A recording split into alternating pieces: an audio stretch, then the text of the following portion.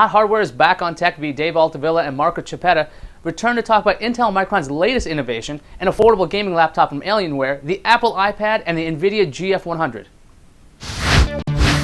Times are tough, so save time and money by skipping business trips and using GoToMeeting. Visit gotomeeting.com/techpodcast and get 30 days for free. So Dave, Intel and Micron are working together on some new NAND Flash. What's the news on this?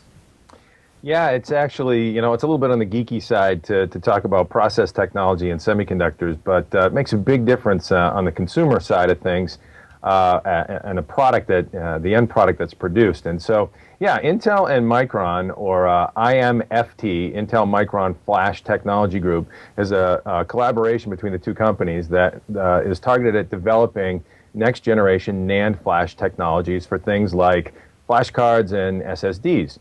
And what they've come up with is a new 25 nanometer, bleeding edge 25 nanometer semiconductor process technology that allows, basically addresses two critical issues relative to solid state storage, and that is density and cost. So real good breakthrough there, and going after the kind of what really are the limiting factors for consumer-based solid-state storage. So with this new partnership, are they coming out with anything soon? What's the timetable on the release of this thing?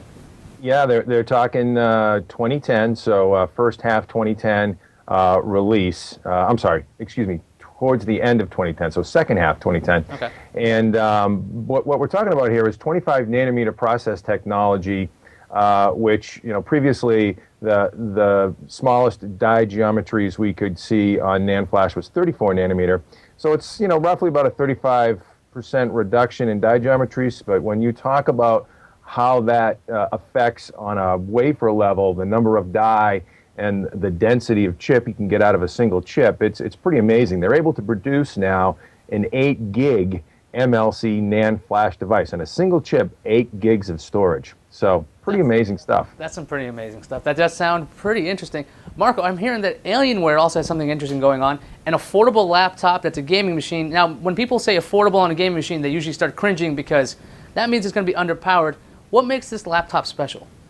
So there's a couple things that make it special. First is the form factor. It's an 11-inch notebook, but it's got nice full-size keys. It's got a lighted keyboard, discrete GPU, so it's perfectly capable for gaming, and it's built around Intel's processors.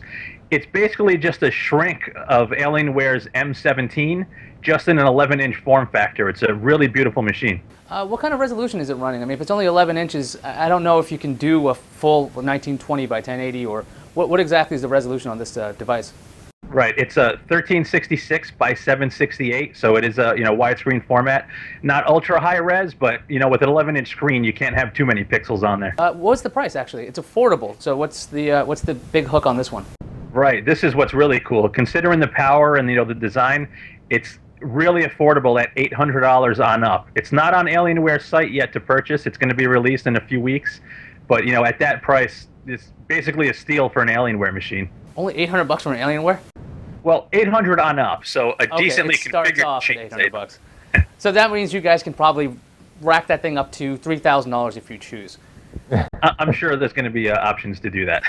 Dave, the mobile computing market's about to get shaken up with the Apple iPad. What's your take on this? Not a netbook, not a mobile phone, in-the-middle device. I mean, it's kind of a crossover thing without a home. What do you think about this thing? Yeah, poor Apple. I hate even to go there again. They've taken such a beating in the press with this thing. But, guess what? They had the world's ear when they, announced this press conference that they were, going to be unveiling a new technology. And everybody knew it was the iPad, this new tablet from Apple.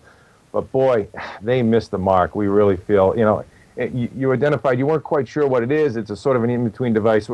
Sean Oliver on our site, he put up an article entitled "The iPad's Identity Crisis," and really, that's what it is. It's not quite enough of one thing or the other. Some serious limitations with the device. It's a traditional Apple, sort of closed system approach. There's no universal connector on there that everybody can relate to, like USB. There's not even a flash card reader. The battery's not replaceable. Storage on it isn't upgradable. You've got 64 gig max of flash storage, which is a pretty good density. It's pretty good capacity. But from a hardware standpoint, it's very limited in terms of its expandability and I/O connectivity. From a software standpoint, and we've got an article up on the site as well that talks about Apple's app approach to software, which really was a carryover from the iPhone. With the iPhone OS, essentially, an expanded iPhone OS that's run on this iPad device.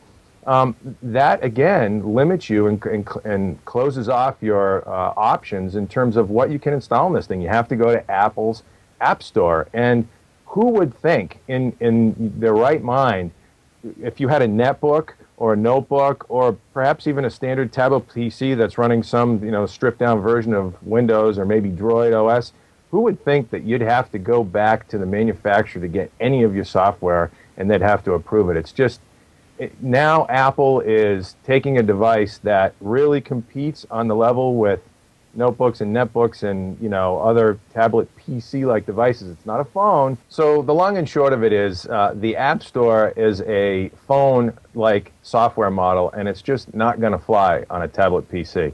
Well, what do you think about the A4 in there? I mean, Apple went ahead and is using their own tech this time. They're not relying on Samsung to make the processor. I think they make the iPhone processor. They're not using Intel either. What do you think about this move? Right. Well, the A4 is an interesting device, and it's actually an ARM core derivative that Apple chose. But you need to, obviously, you take this core IP from ARM Technologies, and you need to build around it things like graphics blocks and other peripherals to enable a full system on a chip-like design. That's the model of ARM. Interesting processor, very competitive in terms of low-power tablet CPUs. Not revolutionary in terms of how it was built, but you got to hand it to Apple. They've got some pretty smart architects out there, and that thing delivers 10 hours of HD video battery life. It's pretty impressive. So we applaud them for that. Marco, let's talk graphics here. HotHardware has all the details on the NVIDIA GF100. Why don't you tell the people about this? What's exciting about this? Why is this a big deal? So what's exciting is that NVIDIA finally revealed some of the gaming specs related to their upcoming Fermi GPU architecture. For the last few months, we've been hearing a lot about the compute performance of the GPU and not a lot about what it's going to do for gamers. So we still don't have hardware, but out at CES, we got a nice deep dive briefing that explained a lot of the gamer-oriented features of GF100. It's basically going to be more powerful than two GTX 285s linked together in SLI. It's going to be a super powerful GPU. So this thing is going to be able to run some serious games we're talking about. Is there a game out there that can break this yet? Well, we can't really say. So here's the thing. On paper, the architecture looks very powerful, but it's up to NVIDIA to see what kind of clock speeds they can hit and how they deliver final retail product. So if they're able to hit decent clock speeds and yields are okay on a GPU this size, it's a 3 billion transistor GPU, then yeah, it's going to be super powerful. It's probably going to outpace a Radeon 5870, not quite catch the 5970. But yeah, there's no games out there today that are going to tax it, should it ship sometime soon. So this is a challenge out there to the game developers right now. You got to beat this thing up. Because this thing's got to be old tech. I would imagine in about 3 months there'll be something more amazing. That's just the way of the graphics cards there is. Dave, there's a contest going on HotHardware right now, and I think there's one coming up. Could you fill the people in on this? Sure, yeah. Actually, we're just closing off the final day of our HotHardware and Origin New Year's sweepstakes. It ended actually yesterday, January 31st. So the folks, you've missed out on this one. But every month we give away a new PC, a new gaming rig. And today it was Origin PC, Origin Systems, that has collaborated with us. They're former Alienware executives that started up this new gaming PC company, Boutique PC. And it's a pretty impressive system. Stop by the site, take a look, and stay tuned for next month's contest. You can find out all about the stuff we talked about at HotHardware.com. Marco Chiapetta, managing editor at HotHardware. Thanks for being here. And Dave Altavilla, editor-in-chief. Thanks for showing up. And remember, people, you can find TechV everywhere, including Blip, YouTube. You can probably play it on the iPad, even though Dave hates it. So that's all for now. We'll see you guys later.